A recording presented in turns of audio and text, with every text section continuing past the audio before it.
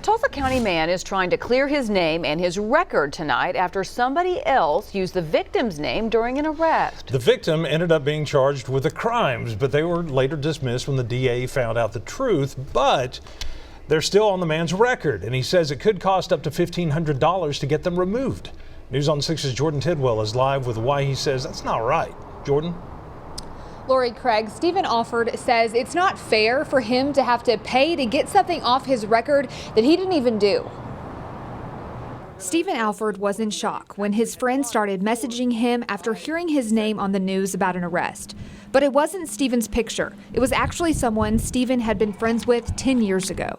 They sent me a picture of the guy that it was. It wasn't me, obviously. It said it had his mugshot and then it had my name under it. He says even though the officers caught the mistake while booking the other man into jail, Stephen was still charged with second-degree burglary and drug possession.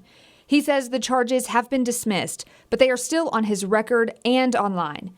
He says the district attorney's office says the only way to get the case removed is to get a lawyer to fight to get it expunged. But now here I am having to deal with all this court stuff, court costs, lawyer fees and whatnot for something that I didn't even do.